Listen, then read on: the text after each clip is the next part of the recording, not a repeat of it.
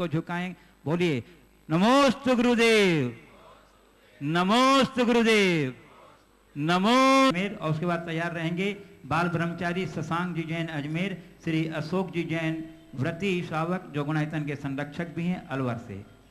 नमोस्तु महाराज जी, नमोस्तु महाराज जी, नमोस्तु महाराज जी। महाराज जी, जब मैं छोटा था 5 साल का, जब आचार्य भवन का केसरगंज जैन मंदिर में चतुर्मास था और मैं प्रतिदिन शाम को महाराज जी के साथ ऊपर छत पर हम लोग घूमते थे और नमोकार मंत्र का जाप करते थे। मैं थोड़ा छोटा था तो शरारती भी था। उस समय महाराज जी को थोड़ा परेशान भी करता था। कभी उनकी किताबें छिपा देता, कभी उनके कमंडल को छिपाता, कभी पीछे से उनको छेड़ता। तो क्या इसका मुझे दोष लगेगा? देखो, मुनि के साथ आपने उनकी सेवा परिचर्या में अपनी सहभागिता दिखाई, निश्चित ही आपके पुण्य का कारण था। जो 5 वर्ष की उम्र में एक मुनिराज का सानिध्य मिला, और ऐसे मुनिराज जो आज मुनिराज नहीं महामुनिराज का रूप लेते हैं। आप भाग्यशाली मानो अपने आप को कि उनके साथ मुझे उतनी अबोध अवस्था में समय बिताने का अवसर मिला। आज तो अच्छे अच्छे लोग उनकी झलक पाने के लिए तरसते हैं। अब रहा सवाल, आप छेड़ते थे या क्या करते थे? उन्हें तंग करने के भाव से नहीं, वो उनकी प्रारंभिक साधना की प्रारंभिक अवस्था थी, ज़्यादा मुँह लग गए होंगे इसलिए ऐसा करते होंगे। वो छेड़छाड़ नहीं, भक्ति और प्रेम भरी अभिव्यक्ति होगी। इसलिए मैं इसे दोषप्रद तो नहीं कहूँगा, पर अब मैं आपसे इतना ही कहूँगा, उस समय तो होश नहीं था, अब होश आ गया, अब संभल जाओ। चलिए, बाल ब्रह्मचारी शशांक जी जैन अजमेर, और उसके बाद तैयार रहेंगे श्री अशोक जी जैन व्रती अलवर संरक्षक गुणायतन। पूज्य मुनिश्री के चरणों में बारंबार नमस्कार। महाराज श्री, हम आचार्य श्री के आशीर्वाद से हथकरघा में प्रशिक्षण ले रहे हैं। एक छोटा सा अभी संस्मरण जैसा है, हम लोग गुरुजी के पास बैठे थे और ऐसे ही कुछ चर्चा चल रही थी, तो आचार्य श्री ने बहुत सहजता से जो हथकरघा में ताना बाना जो बुना जाता है, तो उसमें शटल के रूप में बाने को बुनने वाला जो कटला कहलाता है, तो बहुत सहजता से आचार्य श्री ने एक शिक्षा दे दी कि जीवन भी इसी ताने बाने की तरह बुना जाता है और उसमें कटला भी कभी यहाँ होता है तो कभी वहाँ होता है। इतनी सहजता से वो लौकिकता को अध्यात्म से कैसे जोड़ लेते हैं? इसलिए कि वो अलौकिक है, वो लोकोत्तर है, उनके भीतर वो प्रतिभा है। और सच्चाई ये है कि हमें वो लौकिकता में दिखते हैं, पर वे आध्यात्मिकता में ही जीते हैं, उनका प्राण वहीं जुड़ा हुआ। श्री अशोक जी जैन अलवर, और उसके बाद तैयार रहेंगे श्री शैलेश जैन आगरा और श्रीमती डॉली जैन आगरा।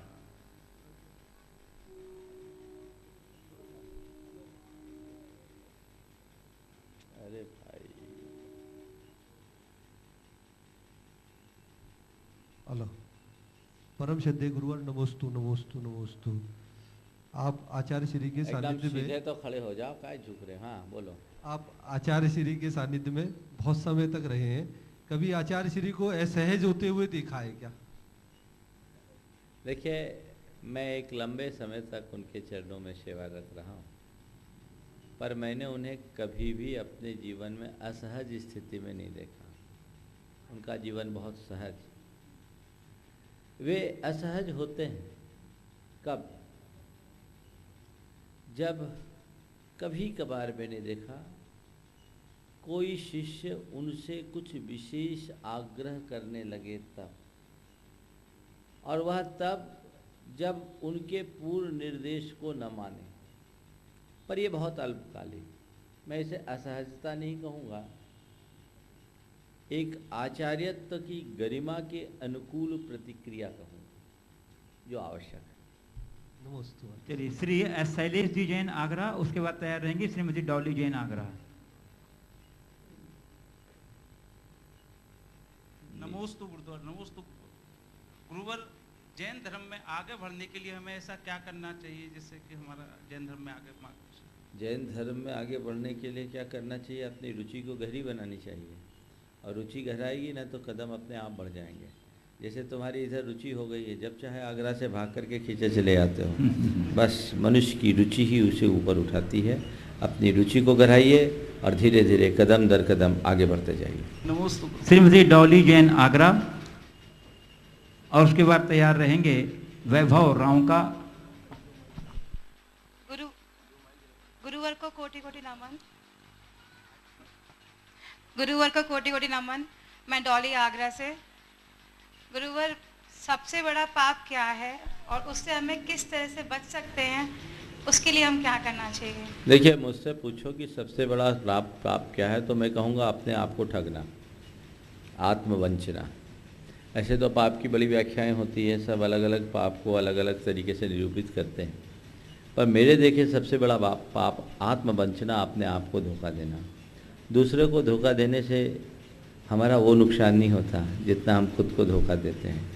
तो मनुष्य को चाहिए कि अपने प्रति ईमानदार बने, अपने आप को कभी धोखा न दे, स्वयं के विषय में खरा बने, तभी वो अपने जीवन का उत्कर्ष कर सकेगा। ये श्री वैभव राव का अजमेर और डॉक्टर अनिल जैन ढिलवारी अजमेर।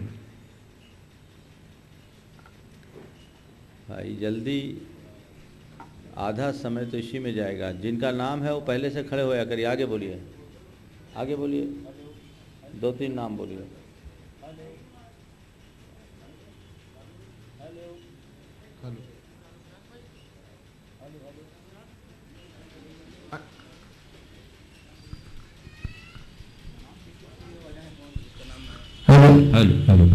चलिए, वो उपस्थित नहीं है। बंधुओं, आज हमारे बीच कुछ विशिष्ट अतिथि यहाँ उपस्थित हैं। मैं उन्हें सादर आमंत्रित कर रहा हूँ। Shri Bhagwat Singh Rathore, deputy secretary RPSC Ajmer. गुरुवर को प्रणाम। निवेदनीय था कि कहते हैं दुआओं में दम होता है, तो हाउ डज प्रेयर्स वर्क? बहुत अच्छी बात कही है। दुआ में दम होता है, खड़े रहे आप। और इस पर संशय होता यदि ये सवाल 10-20 वर्ष पहले होता। अभी अमेरिका में इस विषय में काफ़ी रिसर्च हुए, शायद आपने भी सुना होगा। अमेरिका में एक प्रयोग हुआ जिसमें 30 रोगियों के 10-10 के 3 ग्रुप बनाए गए।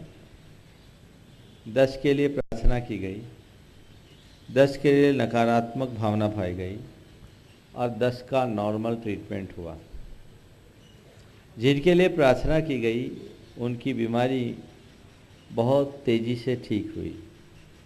जिनके लिए नकारात्मक भावना भाई गई उनकी बीमारी बहुत बढ़ गई, और जिन्हें सामान्य ट्रीटमेंट दिया गया उनकी क्योरिंग नॉर्मल रही। एक लंबे प्रयोगों के बाद वैज्ञानिक इस निष्कर्ष पर पहुँचे कि प्रार्थना का प्रत्यक्ष प्रभाव पड़ता है। इन अध्ययनों में सबसे चौंकाने वाली बात ये थी कि जिन लोगों के लिए प्रार्थना की जा रही थी उन्हें पता नहीं था कि मेरे लिए कोई प्रार्थना कर रहा है, और जो लोग प्रार्थना कर रहे थे उन्हें ये पता नहीं था कि हम किन चेहरों के लिए प्रार्थना कर रहे हैं। उनसे ये कह दिया गया था कि हाँ 10 रोगी हैं, आप इनके लिए प्रार्थना करें, हृदय से भर करके करें, असर पड़ेगा। और इसके ऊपर पूरा विज्ञान विकसित हुआ।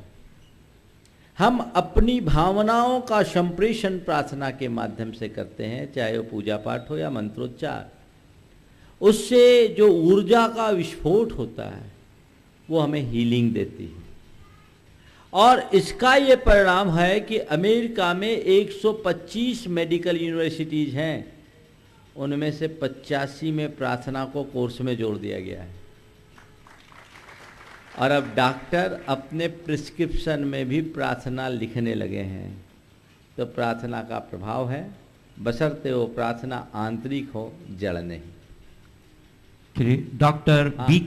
एक मिनट और कुछ पूछना चाहेंगे, दे दीजिए। गुरुवर, जीवन है तो बंधन है, क्योंकि कर्म है, और कर्म है तो पुद्गल है, पुद्गल का फल भोगना है। तो मेरा एक प्रश्न ये है कि मेरे पुद्गल कर्म का फल मुझे भोगना है, तो क्या प्रेयर्स उसमें मदद करेंगी? क्यों नहीं करेगी? देखिए, पुद्गल और कर्म का जो कंपाउंड है, कंपोजिशन है, वो क्या है? कर्म भी एक पुद्गल है और उसका एक दूसरे के साथ जो बंधन है वो पौद्गलिक बंधन है। और हम जो प्रेयर करते हैं इसमें जो शब्द उच्चारण करते हैं वो भी पुद्गल है। तो एक एनर्जी दूसरे एनर्जी को प्रभावित करती है, एक पुद्गल दूसरे पुद्गल को प्रभावित करता है। इसे हम दूसरे भाषा में कहें कि जब हम ऐसे शब्दों का उच्चारण करते हैं, ऐसे ध्वनि का उच्चारण करते हैं, ऐसी भावनाएं हम संप्रेषित करते हैं, तो वो हमारी जिसके लिए हम ये कर रहे हैं वो उसे ऑब्जर्व करता है और उससे कुछ विशिष्ट प्रकार के रसायन हमारे साथ जुड़ जाते हैं। उन रसायनों के जुड़ने से हमारे शरीर के रसायनों में परिवर्तन आ जाता है। वो हमारे कर्म को भी परिवर्तित करते हैं और शरीर के रसायनों को भी परिवर्तन करते हैं। तो इससे हमारे कर्मों की केमिस्ट्री बदल जाती है, परिणामतः हमारी भाव दशा में परिवर्तन आ जाता है। ये एक दूसरे से कोरिलेटेड है, सहज संभाव है। Doctor B.K. Kakaria, principal regional institute of education Ajmer, और उसके बाद तैयार रहेंगे डॉक्टर नरेंद्र जैन भोपाल और श्री चंद्रसेन जी जैन भोपाल। गुरुवर को प्रणाम। गुरुवर जी, मैं निवेदन करना चाहता हूं कि आज का जो युवा वर्ग है, जो आज विद्यार्थी है, बहुत सर्टिफिकेट और अपनी डिग्री लेने के पीछे होड़ में लगे हुए हैं, लेकिन उनके अंदर जो हमें सन्मार्ग में उनको लेके जाना है, उनके अंदर जो मॉरल वैल्यूज़ होनी चाहिए वो अभी नहीं आ पा रही हैं। उसके लिए किस और से प्रयत्न होने चाहिए और क्या करना चाहिए जिससे उनको मार्गदर्शन मिले? उनके पेरेंट्स की तरफ से जो होना चाहिए वो नहीं हो रहा है, उसमें थोड़ा मैं आपसे एक सवाल करना चाहूँगा। हम ये तो कहते हैं युवा पीढ़ी भटक रही, पर क्या इसमें जिम्मेवार केवल युवा है या उनके अभिभावक? माँ बाप हैं। प्रारंभ से आप अपने बच्चों के रैंक के लिए जितने उत्साहित होते हैं, उनके चरित्र के लिए आप उतना ध्यान देते हैं? नहीं दे रहे हैं। हर माँ चाहती है मेरा बच्चा रैंक होल्डर हो, टॉप में आए। शुरू से एक ही प्रोत्साहन, भले वह बच्चा उसकी प्रतिभा एवरेज हो तो भी अपेक्षा वही। तो ये मनोवृत्ति बदलनी होगी और लोगों के दिल दिमाग में ये बात बैठाना होगा कि केवल रैंक में आने से हम अपने जीवन में आगे नहीं बढ़ेंगे।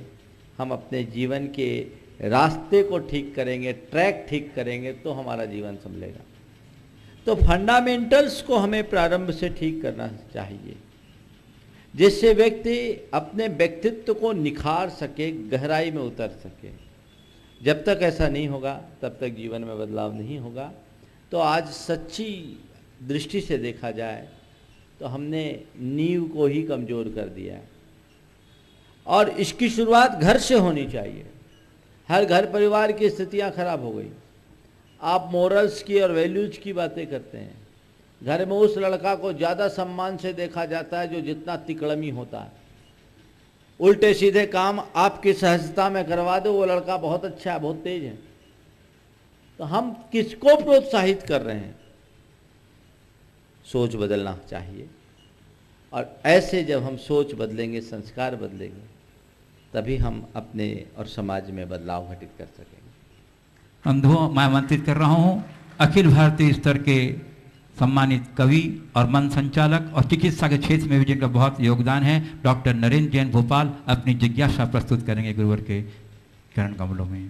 करोड़ों लोगों को एक साथ स्वाध्याय कराने वाले अद्भुत और बेजोड़ उपाध्याय सम मुनि श्री प्रमाण सागर महाराज जी के चरणों में अंतस्की नमस्कार निवेदित करता हूँ। महाराज जी, मेरा प्रश्न एक ये है कि चिकित्सा के क्षेत्र में लगभग 30 साल से मैं चिकित्सा व्यवसाय कर रहा हूँ, पर इतनी तरक्की होने के बावजूद भी किसी की बीमारी ठीक नहीं हो रही है। एक बार कोई व्यक्ति ब्लड प्रेशर की, डायबिटीज की, थायराइड की, रूमेटिज्म की कोई भी दवाई चालू करता है तो दवाई बंद नहीं होती है। 30 साल में विज्ञान ने इतनी तरक्की कर ली, पर हमारा देश की जो चिकित्सा पद्धतियां थी वो लगभग भूलते जा रहे हैं। क्या विदेशी चिकित्सा पद्धतियां भारतीय शरीर पर उपयुक्त हो सकती हैं? कभी जितनी भी विदेशी चिकित्सा पद्धतियां हमारे देश में आई, क्या भारत के डॉक्टर उस बात को नहीं जानते हैं? मैं इस मंच के माध्यम से समूचे देश के, भारत के डॉक्टरों को आकर्षित करना चाहता हूं। क्या आप उन दवाइयों के दुष्परिणामों को रोक नहीं सकते जो दिन रात बीमारियां बढ़ा रही हैं? बस एक ही बात है, मेरा प्रश्न यह है कि अंग्रेज चले गए, क्या इस देश के शरीर को गुलाम बना गए? देखिए, मैं तो एक ही बात कहूँगा कि हम भारतीय मूल को अगर पहचानें तो आपके प्रश्न का अर्थ उत्तर अपने आप मिल जाएगा। हमारे यहाँ औषधि शब्द का प्रयोग होता है और आज उसका स्थान दवा ने ले लिया। दवा और औषधि में मौलिक अंतर। दवा वह है जो रोग को दबा दे और औषधि वह है जो और शोधन कर दे, शोध दे, अंदर का शोधन करके सारे विकार को बाहर निकाल दे। यद्यपि वर्तमान में चिकित्सा जगत में काफ़ी प्रगति हुई है और कई गंभीर बीमारियों का इलाज भी मिला है, इसलिए मैं आधुनिक चिकित्सा को एकदम गलत नहीं कहूँगा। आज मृत्यु दर का घट जाना इस बात का प्रमाण है कि मेडिकल क्षेत्र में काफ़ी कुछ डेवलपमेंट हुआ है, वो एक अचीवमेंट है। लेकिन हाँ, आज भी कुछ चीज़ें ऐसी हैं जिनका हम भारतीय और देसी पद्धति से उपचार करें तो वो ज़्यादा कारगर है। हमारे बहुत सारे घरेलू नुस्खे ऐसे होते हैं जिनका एक बार प्रयोग कर लो आपकी बीमारी ठीक, लेकिन आज लोगों की जीवन शैली में बदलाव आ गया। लोग फास्ट रिलीफ चाहते हैं और थोड़ी सी छींक आती है तो डॉक्टर के पास जाते हैं, 500 रुपया का बिल बनवाते हैं। ये प्रवृत्ति बदलनी चाहिए। घर में पहले दादी के नुस्खे से काम हो जाता था, तो हमें चाहिए कि हमारी जो परंपरागत चिकित्सा पद्धतियां थी उनका हम प्रयोग करें। अभी हमारे बाबा जी को 1 माह से ब्लीडिंग होती थी पेट से। मुझे चिंता हुई इस अवस्था में ब्लीडिंग। ये बहुत त्याग, इनके बहुत सारे नियम हैं, इनका अच्छा वैद्य भी इलाज नहीं कर सकता। ये केवल काष्ठ औषधि लेते हैं, कोई भस्म लेते नहीं, उसमें नमक नहीं चाहिए, चीनी नहीं चाहिए, गुड़ नहीं चाहिए, कुछ नहीं, ये सब त्याग है इनका। और एक बार दवाई लेना है। एक वैद्य ने तो कह दिया कि मैं तो इनका इलाज ही नहीं कर सकता। मुझे चिंता थी कि अवस्था ढल रही है, अगर यही स्थिति होगी कोई गंभीर बीमारी का रूप न ले ले। कुचामन आए, वहाँ एक नथमल जी गंगवाल हैं, उनने देखा और 3-4 जड़ी बूटी की एक खुराक दी और ठीक हो गई। मैं समझता हूँ यदि वो किसी ऐसे केस डॉक्टर के पास ले जाते हैं, कितने प्रकार के एंटीबायोटिक देता, कितने प्रकार के एंटीबायोटिक देता और आदमी उसी में परेशान होता रहता। तो हमें चाहिए जहां मेडिकल का हम सही लाभ ले सके वे लें।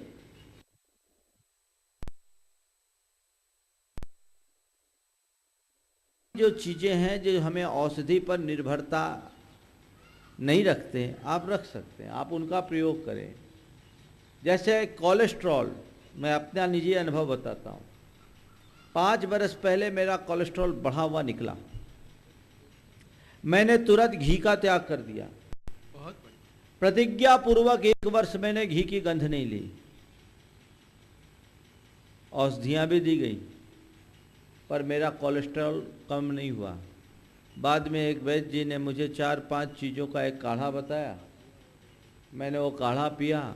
साल भर में मेरा कोलेस्ट्रॉल 120 और 25 के लेवल में आ गया और आज मैं सब कुछ खाता पीता हूँ, मेरा कोलेस्ट्रॉल 150 से ऊपर नहीं जाता और कोई दवाई नहीं लेता। साल भर मैंने काढ़ा पिया। तो ये चीज़ें लोगों तक जानी चाहिए, नहीं तो एक बार कोलेस्ट्रॉल का शिकार हो गया तो उसको जिंदगी भर दवाई खाना ही। तो ये एक क्रांति समाज के बीच होनी चाहिए।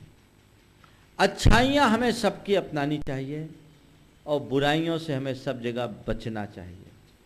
तो ये हमें अपनी भारतीयता और भारतीय परंपरा की चिकित्साओं का ध्यान रखना चाहिए। मेरे संपर्क में एक बहुत बड़े एलोपैथी चिकित्सक है, orthopaedic surgeon doctor DC Jain, Mandi Bamora से। उन्होंने एलोपैथी प्रैक्टिस छोड़कर आचार्य ज्ञान सागर आयुर्वेदिक महाविद्यालय खोल रखा है, आयुर्वेदिक कॉलेज इंदौर में खोल रखा है। वो खुद उनका बेटा आयुर्वेद में एमडी है, एमडी कॉलेज चलाते हों, एमडी की शिक्षा देते हैं और टोटल आयुर्वेद की प्रैक्टिस करते हैं। तो सब चीज़ें हैं, हमें उसी तरीके से देखना चाहिए। समाज में एक जागरूकता होनी चाहिए। आप बहुत अच्छा काम कर रहे हैं, इस दिशा में समाज को जगा रहे हैं। समाज जागे, बार बार डॉक्टरों पर छोटी छोटी बातों पर निर्भर न रहे। हाँ, जहाँ आवश्यक है वहाँ मेडिकल एड लेने में कोई संकोच न करें। नमस्ते भगवान। आमंत्रित कर रहा हूँ कवि सम्राट श्री चंद्रसेन जी जैन, भोपाल, प्रसिद्ध वन संचालक, जिन कार्यक्रम का संचालन करते हैं उसमें 4 चांद लगा देते हैं। जोरदार करते ध्वनि से हमारे चंद्रसेन जी का अभिनंदन। नमस्ते भरतश्री। भरतश्री, हम दुनिया के एकमात्र ऐसे व्यक्ति हैं जिनकी गर्भनाल 2 जगह गड़ी है। एक तो हमारे गांव में जहाँ पैदा हुए और दूसरे आचार्य श्री के चरणों में गड़ी हमारी गर्भनाल। जब भी मैं उन पर कोई कविता लिखता हूँ तो उस प्रारंभ में लगता है ठीक लिखा, पर उसके बाद लगता है कि नहीं, उस ऐसी कविता नहीं लिख सका जैसा हमारे गुरुदेव हैं। मैं कुछ 4 पंक्तियाँ आपके चरणों में रखता हूँ। आप मुस्कुरा रहे हैं तो वो सुनाने के लिए मुस्कुरा रहे हैं कि रुकने के लिए मुस्कुरा रहे हैं? 2 ही काम हो सकते हैं। हालांकि मैं ये कह रहा था कि ये जो दरवेश है, हमने इसका हुनर देखा है। ये जो दरवेश है आपके गुरु, ये जो दरवेश है, हमने इसका हुनर देखा है। नजर उठाता नहीं पर झोलियां भर देता है।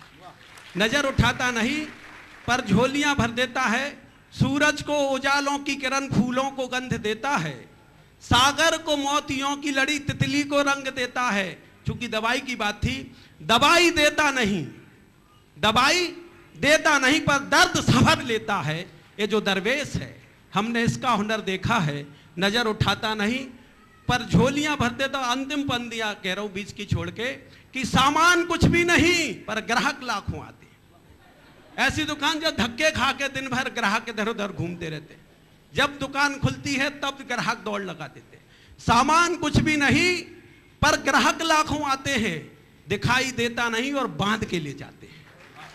दिखाई देता नहीं, बांध के ले जाते हैं। लेता कुछ नहीं पर सबको गुजर देता है। ये जो दरवेश है, हमने इसका हुनर देखा है। नजर उठाता नहीं पर झोलियां भर देता है। इनकी कृपा से हम जैसे लाखों लोग माला माल हैं। वे आपके यशस्वी पिता हैं। इस दरवेश के विषय में आपका क्या ख्याल है? नमस्ते। आपने पूछा है, आपने जो कुछ कहा है मैं समझता हूं सही फरमाया है। मैं तो ये कहूँगा कि उनके बारे में जितना कहा जाए उतना कम है। जैसे घने पेड़ के नीचे आने मात्र से छाया की उपलब्धि हो जाती है, छाया नहीं पड़ती, वैसे ही उनका है व्यक्तित्व है जो सबको छाया प्रदान करता है। और ये हम सबका सौभाग्य है कि हमें उनकी शरण मिली, उनका सानिध्य मिला। उसे पाकर के यदि हम अपने जीवन को ढालना चाहें तो ढाल सकते हैं। एक बात मैं जरूर कहूँगा, कोई भी संत हो, गुरु हो, उनका आशीर्वाद नहीं फलता। उनके प्रति हमारी जो स्वीकार्यता की भावना है वो हमें फलीभूत करती है। जब तक हमारे भीतर रिसेप्टिबिलिटी नहीं होगी तब तक हमारे अंदर कोई परिवर्तन नहीं होगा। तो हम संतों का गुणगान करते हैं, उनका आशीर्वाद चाहते हैं, जीवन में रूपांतरण लाना है तो अपने अंदर उनके प्रति स्वीकार्यता हो। और स्वीकार्यता का सीधा मतलब उन्हें अपने हृदय में बिठा दो, सारा रास्ता ठीक हो जाएगा। आइए श्री श्रेयांश जैन गाजियाबाद, शारिका जैन गाजियाबाद, विनीत जैन गाजियाबाद।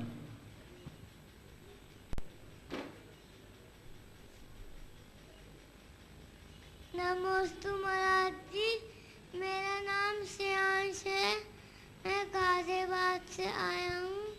मेरा प्रश्न ये है कि हम रात को सोते वक्त 9 बार नमोकार मंत्र क्यों पढ़ते हैं? देखो, सोते वक्त 9 बार नमोकार मंत्र भगवान को धन्यवाद देने के लिए करते हैं। हे भगवान, आज का दिन मेरा अच्छे से निकल गया, हम आपको याद कर रहे हैं, बार बार आपको नमन कर रहे हैं, प्रणाम कर रहे हैं। अब हम सो रहे हैं, हमारी रात भी अच्छे से बीते ताकि सुबह हम फिर आपको याद कर सकें, इसलिए नमोकार पढ़ो। चलिए, सारिका जैन गाजियाबाद, उसके बाद विनीत जैन, संभव जैन। चलो जो है सामने बोलो। नमोस्तु महाराज श्री। महाराज श्री के चरणों में 3 बार नमोस्तु नमोस्तु नमोस्तु।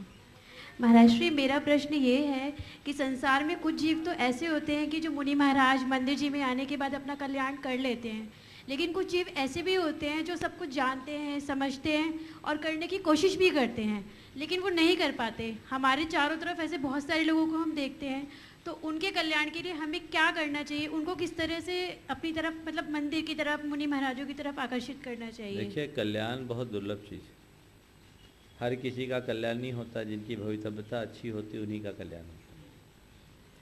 वे लोग बड़े भाग्यशाली हैं जो थोड़ा सा निमित्त पा करके अपने जीवन को मोड़ लेते हैं, और वे लोग निश्चित रूप से अभागे हैं जिन्हें अच्छा निमित्त मिलता है फिर भी अपने आप में बदलाव नहीं कर पाते। हम बलात् किसी का कल्याण नहीं कर सकते, उसके प्रति भावना भा सकते हैं।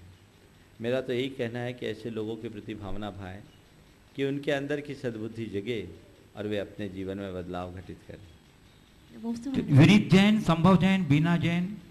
नमोस्तु महाराज जी, मेरा नाम विनीत जैन है, मैं सूर्यनगर गाजियाबाद से हूँ।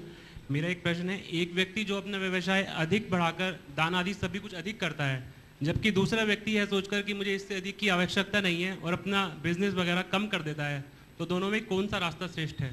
एक दान की तरफ बढ़ रहा है, दूसरा त्याग की तरफ बढ़ रहा है। दान से त्याग बढ़ा।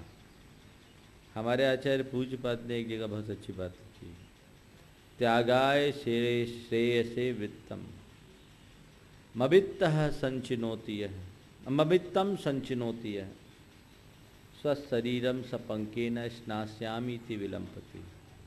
एक आदमी केवल इस वजह से पैसा जोड़ता है कि मुझे दान करना है। वो व्यक्ति ऐसा करता है मानो अपने शरीर में इसलिए कीचड़ लपेट रहा है कि अभी मुझे नहाना है। अरे भाई, कीचड़ लपेट कर नहाने से अच्छा है कि कीचड़ में पाँव ही मत डालो।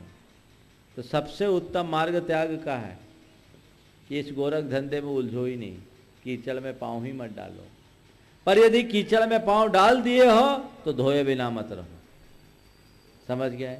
तो जिस अनुपात से कमा रहे हो उस अनुपात से दान लगाओ, लेकिन अगर अपनी इच्छाओं को सीमित कर लेते हो तो बहुत ज़्यादा कमाने की होड़ में लगने की कोई आवश्यकता नहीं।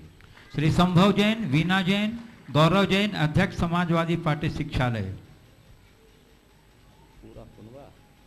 नमोस्तु महाराज जी, मेरा नाम संभव जैन है, मैं गाजियाबाद से आया हूँ।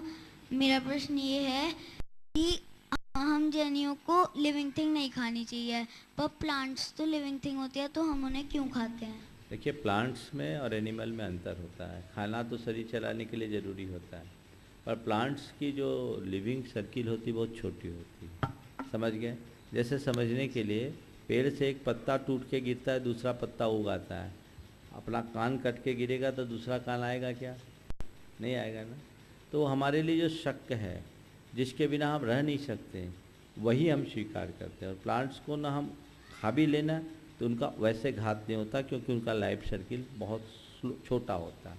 इसलिए भगवान ने हमें प्लांट्स को यूज करने की अनुमति दी है, एनिमल को। श्री वीना जैन और उसके बाद गौरव जैन, विशेष जैन। महाराज जी नमोस्तु महाराज जी, नमोस्तु महाराज जी। मैं श्रीमती वीना जैन गाजियाबाद से। महाराज जी, हम सुख शांति के लिए, घर में सुख शांति रहे, हम क्या करें? घर में सुख शांति रहे इसलिए क्या करें? इस उम्र में एक दूसरे के बीच इंटरफेयर करना बंद कर दो, टोका टाकी बंद कर दो, सब शांति बनी रहेगी। श्री गौरव जैन, अध्यक्ष समाजवादी पार्टी शिक्षा विभाग अजमेर। चलो हाँ। नमोस्तु मुनिश्री, नमोस्तु मुनिश्री, नमोस्तु मुनिश्री।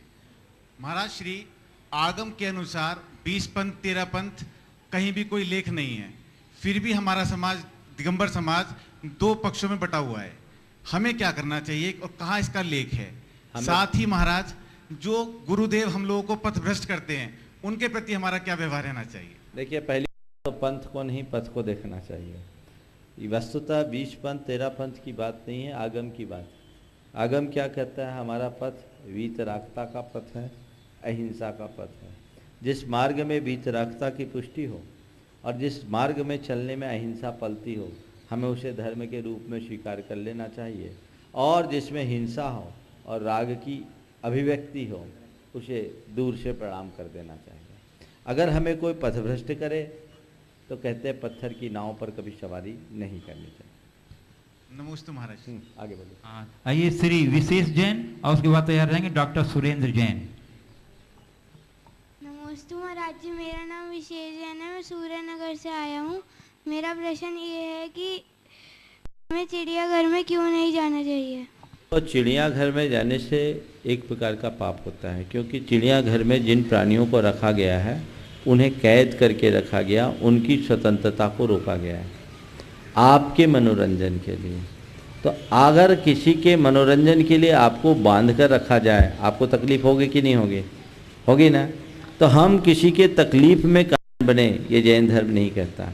इसलिए चिड़ियाघर देखने नहीं जाना चाहिए, वो पाप का कारण है। ये लोगों के मनोरंजन के लिए ये बनाया जाता है। आज ज़रूरत क्या है चिड़ियाघर में जाने की? सब तो जो है आपके जाकर के कौन सा चैनल है, डिस्कवरी, वो तो सब बता देता है। चिड़ियाघर से भी ज़्यादा अच्छी चीज़ें उसमें दिख जाती है। इसलिए चिड़ियाघर वगैरह में जाना भी एक प्रकार का पाप है।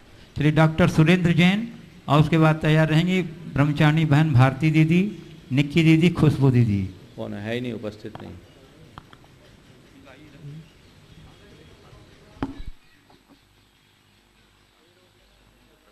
महाराज श्री की पावन चरणों में नमोस्तु।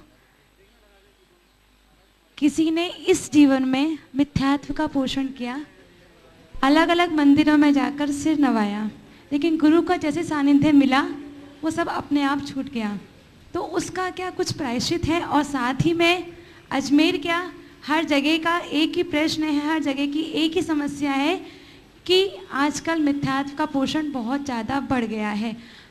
झाड़ा लगवाने जाना है बीमारी के लिए, अलग अलग मंदिरों में जाना है, सोमवार का व्रत करना है, इस मंदिर को मानने से ये मान्यता पूरी हो जाएगी, ऐसा प्रचलन बहुत ज़्यादा बढ़ गया है। तो ये मिथ्यात्व को देखकर बहुत दुख होता है, तो इसका उपाय बताएं। देखिए एक ही बात है, मनुष्य जब कर्म सिद्धांत को समझ लेता है तो कर्म कांड में नहीं उलझता।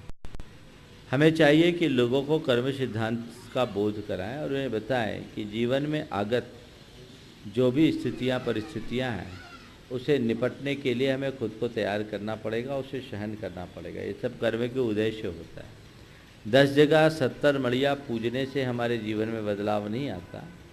शुद्ध हृदय से प्रभु को स्मरण करो, अपना जीवन धन्य हो जाएगा।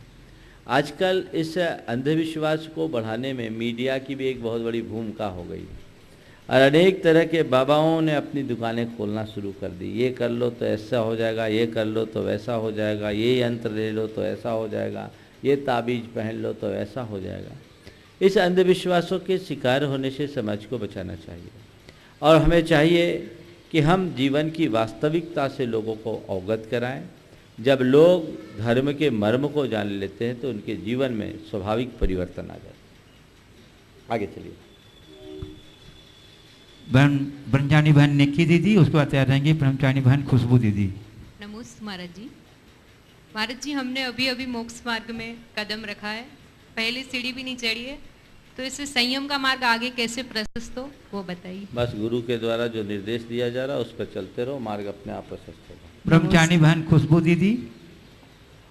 नमस्ते महाराज जी, मेरा प्रश्न ये है, जब हमें मालूम है कि शब्द पुद्गल है और कोई हमें जब बोलता है तो हमें ये भी मालूम है कि वो आत्मा को स्पर्श नहीं करते, लेकिन कभी कुछ व्यंग्यात्मक बातें ऐसी होती हैं जो हमें अंदर तक दुखी कर देती, तो उसके लिए क्या करना चाहिए? उसके लिए यही करना चाहिए कि अपने भेद विज्ञान को पुष्ट करना चाहिए। वस्तुतः हमारे अंदर जब राग भाव होता है, आसक्ति होती, तभी हमें कोई शब्द निंदा या प्रशंसा के प्रभावित करते हैं। अगर आसक्ति नहीं है तो हमें प्रभावित नहीं करते। एक बार की बात, हम जब ब्रह्मचारी थे तो हमारे साथ का एक ब्रह्मचारी था, उसका स्वभाव थोड़ा सा अलग प्रकार का था और उसके शब्द बड़े कर्कश होते थे, कभी भी किसी को कुछ बोल देता था। तो एक दिन वो एक हमारे साथी ब्रह्मचारी को कुछ बोल दिया और उससे उसका मन व्यथित हो गया, वो शब्दों से चुप गए। वो गुरुदेव के चरणों में उसकी शिकायत लेकर के गया, शिकायत लेकर के गया और कहा कि उसने मुझसे ऐसा बोल दिया। तो गुरुदेव तो बड़े विनोदी भी हैं और विनोद में शिष्यों को ज्ञान देना जानते हैं। उन्होंने कहा क्या पढ़ा था समय सार में? सद्दो नानम न हौदी जम्मा सद्दो नयान दे किंची तम्मा अन्नम नानम अन्नम सद्दो व्याना ही। अरे शब्द जब तुम्हारी आत्मा नहीं है, वो पुद्गल है, तो तुम उससे प्रभावित क्यों होते? बोला है बोलने दो, इधर से सुनो उधर से निकालो। अगर तुमने जो जाना है उसको अपने अंदर स्थान दे दोगे तो छोटी मोटी बातें तुम्हें प्रभावित नहीं करेगी। अपने जीवन को नज़रअंदाज करना हमें चाहिए। चलिए, और इस किशन में डॉक्टर राजकुमारी जैन, अजमेर विभागाध्यक्ष दर्शन शास्त्र शासकीय महाविद्यालय।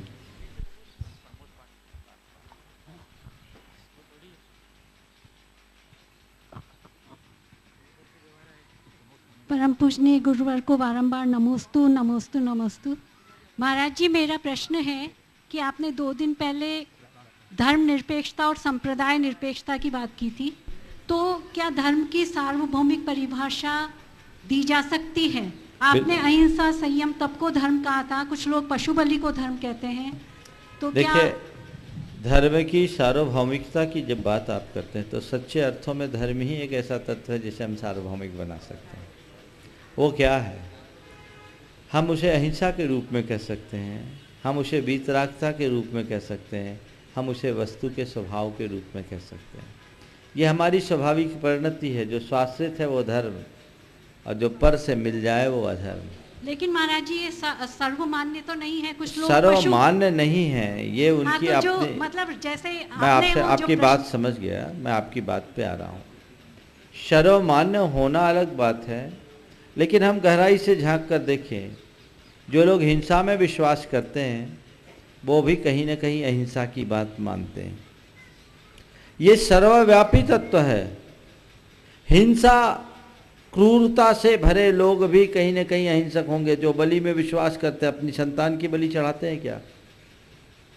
क्रूर से क्रूर शेर भी सबके प्रति क्रूर हो जाता, अपने बच्चों के प्रति क्रूर नहीं हो पाता।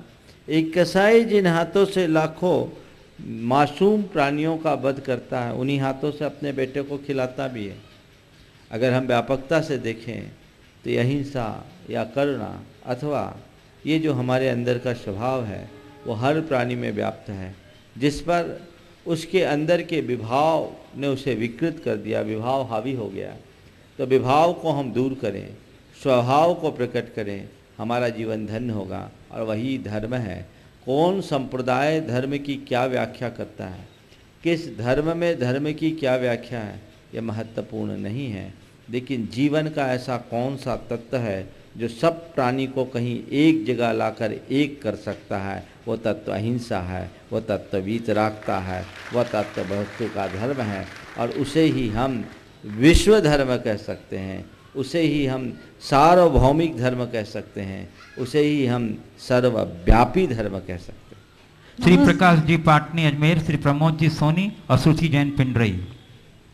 चलो प्रकाश, प्रमोद जी नहीं है, प्रमोद जी गए, नहीं गए। नमोस्तु महाराज जी। एकदम अचानक से कोई बात आ गई थी दिमाग में। महर्षि, अभाव में जीना अगर किसी व्यक्ति का स्वभाव बन जाए और उसके परिणाम स्वरूप उसको लोग एक गिरी हुई नज़र से उसको देखते हैं और उसमें एक आत्मग्लानि सी पैदा हो जाती है, जबकि उसका ये अभिप्राय वो नहीं समझ पा रहे हैं कि इसने एक स्वभाव बना लिया अभाव में जीना और संयम से वो जी रहा है।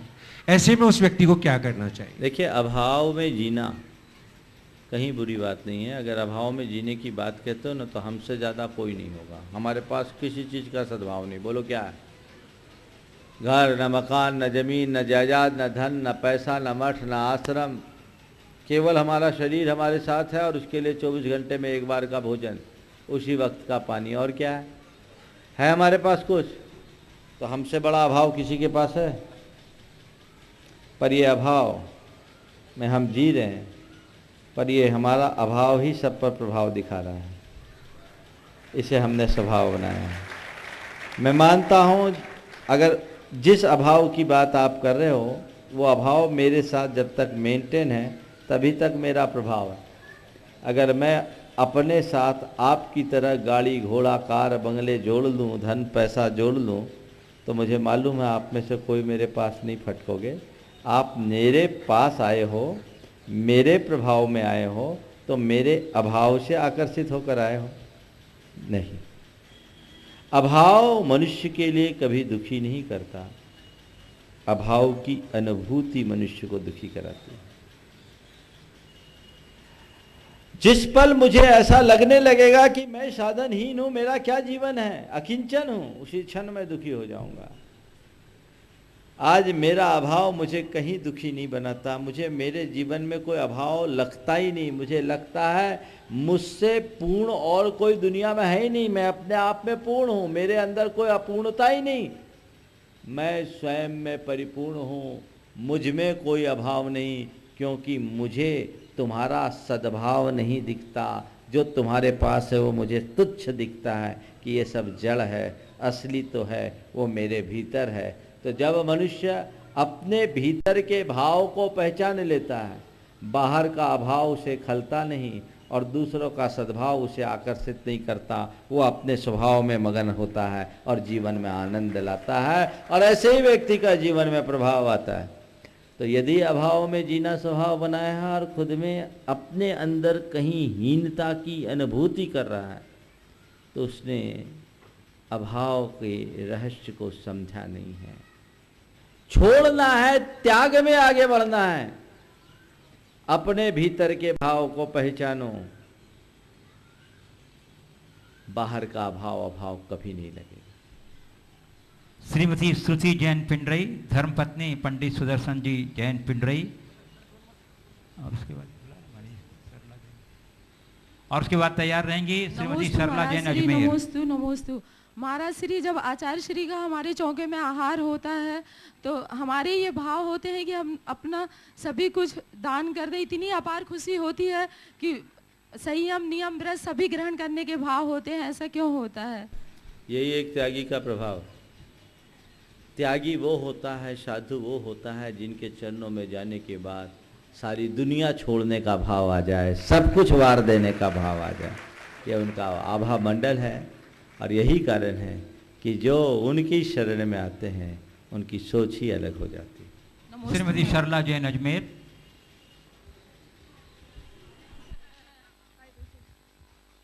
मुनिश्री के चरणों में बार बार बार बार नमोस्तु। पुण्य जगत का खेल है, धर्म मोक्ष का ठोर।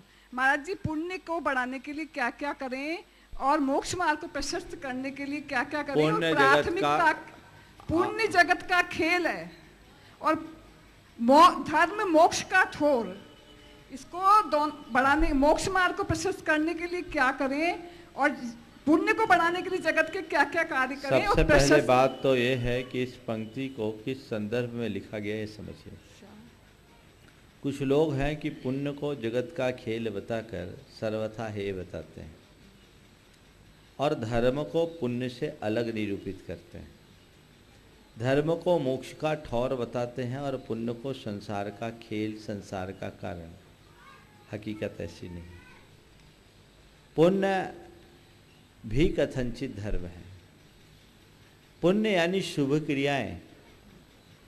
आप अभी ये जो कार्य कर रहे हैं ये पुण्य कर रहे हैं। जो व्यक्ति पाप की भूमिका में जी रहा है उसे पुण्य का आलंबन लेना जरूरी है। तो पुण्य की क्रिया भी आपका धर्म है। आचार्य विद्यानंदी स्वामी ने अष्टसहस्री जैसे ग्रंथ में लिखा कि मोक्षस्यापि परम पुण्यातिशय चारित्र विशेषात्मक पौरुषाभ्याम एवं संभवा। मुक्ति चाहते हो ना, बिना पुण्य के मुक्ति नहीं मिलेगी। तो पुण्य भी कथनचित मुक्ति में कारण है, लेकिन किसके लिए? जो मुक्ति के लक्ष्य से पुण्य का उपार्जन करे, भोग की प्राप्ति के लिए नहीं। तो ये समझना, पुण्य का फल संसार में उलझाने वाला है, पुण्य की क्रिया नहीं। और पुण्य के फल को त्यागना धर्म है, वो मोक्ष का ठौर है। समझ गए? तो पुण्य के फल को त्यागो, पुण्य के फल को भोगो मत। भूमिका अनुसार पुण्य की क्रिया करो, पाप से दूर रहो, और जब उच्च भूमिका में चले जाओ तो पुण्य पाप दोनों से ऊपर उठकर आत्मा में डूब जाओ, जीवन निहाल हो जाए। बंधुओं, रोज की तरह आज भी मेरे पास गुणायतन से जुड़ने वालों की कुछ स्वीकृतियाँ आई हैं। मैं अवश्य चाहूँगा, सुबह में प्रारंभ में मैं नहीं कर पाया, तो अब उसकी पूर्ति अभी कर लेता हूँ। पहले निर्माण निधि में जो जुड़े हैं उनके मान घोषणा कर रहा हूँ, आप करतल ध्वनि से उनकी अनुमोदना और सराहना कीजिएगा। श्रीमती चंद्रकांता सिंगी लुहाड़िया, संतोष कुमार सिंगी साबरवाले, पुत्र पवन पीयूष माला बाजार अजमेर। और 2 स्वीकृतियाँ गुप्त दान के रूप में गाजियाबाद से आई हैं। और निहाल चंद राहुल कुमार जी सोनी अजमेर, ये भी निर्माण निधि से जुड़े हैं। श्री कमल कुमार बज महावीर नगर डिडवाना रोड कुचामन सिटी, ये सभी निर्माण निधि से जुड़े हैं। कोरदार करतल ध्वनि से इनका स्वागत अभिनंदन कीजिए। और बंधुओं, अब मैं उन्हें आमंत्रित कर रहा हूं जो गुणायतन से सूत्रधार के रूप में जुड़े हैं। श्री जेडी जैन प्रिंसिपल एवं गौरव जैन कविनगर गाजियाबाद, मैं उन्हें सब परिवार यहाँ आमंत्रित कर रहा हूँ, कृपया पधारें। और उनके सम्मान के लिए मैं आमंत्रित कर रहा हूँ श्री पूरन चंद जी सुथनिया अजमेर जो गुणायतन के ट्रस्टी हैं, और श्री अशोक जी जैन अलवर जो आचार्य श्री से व्रत ग्रहण करके व्रती जीवन की साधना कर रहे हैं और गुणायतन के संरक्षक भी हैं। चले आए श्री जेडी जैन, गौरव जैन, सब परिवार जोरदार करतल ध्वनि से बंधु इनकी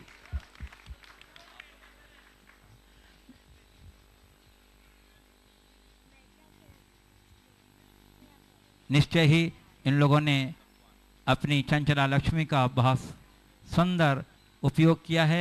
एक ऐसे जिनायतन के निर्माण में योगदान दिया है जो आने वाले समय में जैन धर्म की गौरव गाथा को दिग दिगंत तक फैलाने में एक प्रबल आयतन सिद्ध होगा। जो